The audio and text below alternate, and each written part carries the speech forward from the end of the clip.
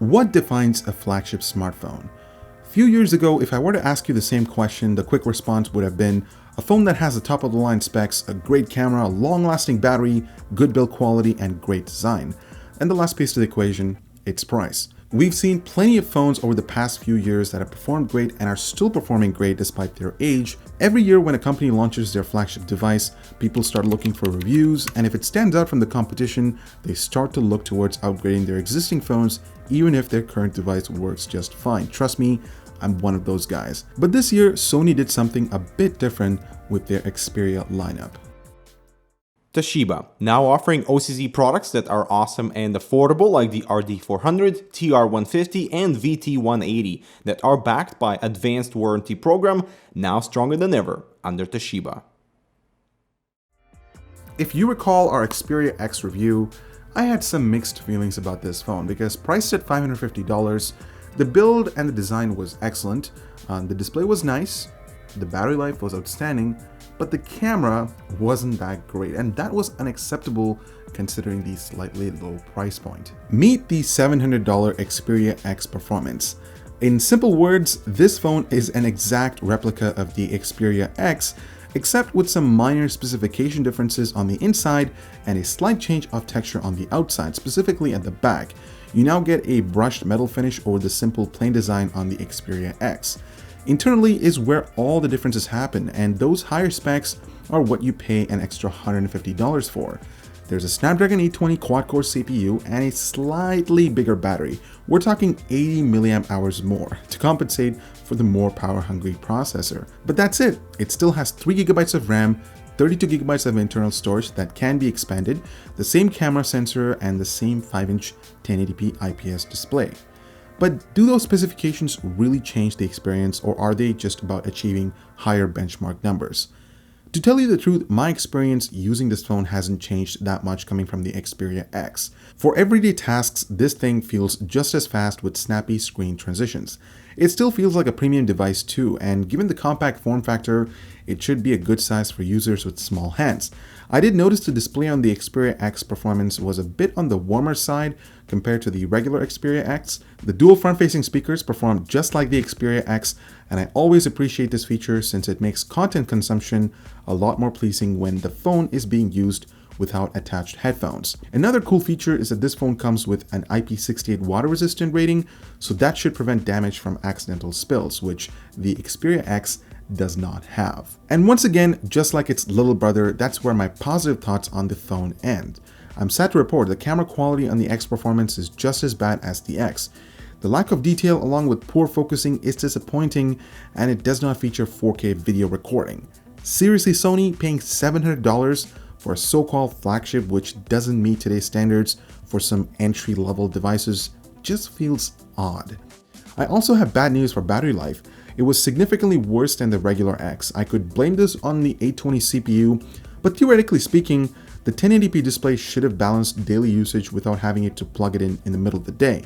And to be honest, I didn't notice a massive speed difference between the X Perfomance and the X from my daily usage. App open times are the same, web pages load at the same time, and the same story applies when multitasking.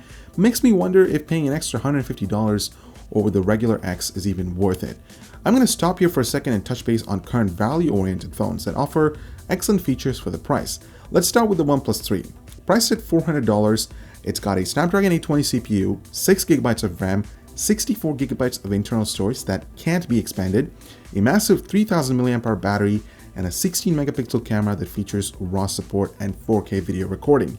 In his review, Dimitri loved the build, the display, the battery life, and the camera was surprisingly good.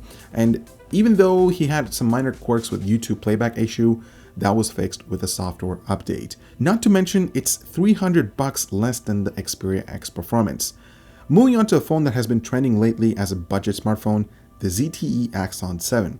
Also priced at $400, you get a 5.5-inch Quad HD display, Snapdragon 820 CPU, 4GB of RAM, 64GB of storage that can also be expanded via microSD, a 3250 mAh battery, a 20-megapixel camera that can also shoot 4K video.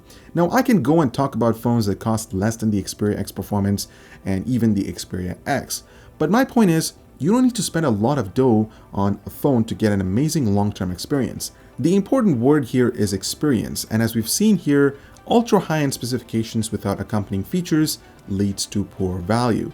Specs aren't everything. If you already invested into a flagship phone that costs more than $600, chances are it's going to last you a while, and I don't feel like the regular XPERIA X would offer any less future-proofing than the more expensive performance model. Let me give you an example. I bought my Nexus 6 Speed last year around this time, and I absolutely love using it.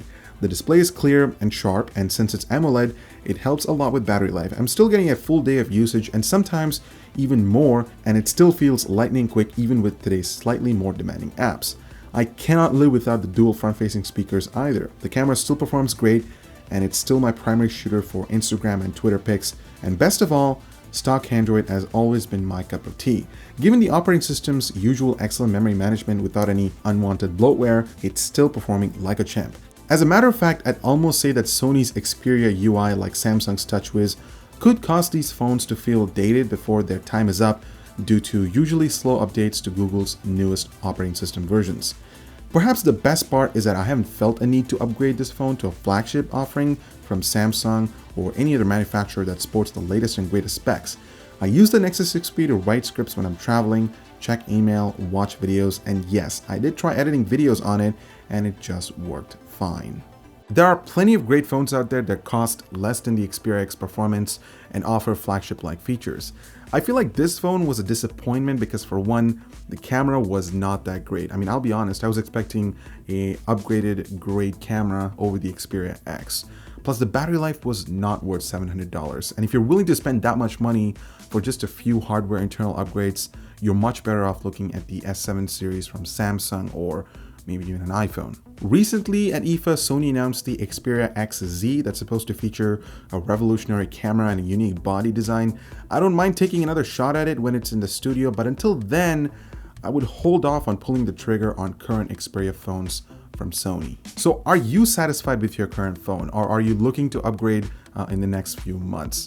How long have you had your current phone for? Let us know in the comments down below. I'm Ibar with Canucks. Thank you so much for watching, and we'll see you in the next one.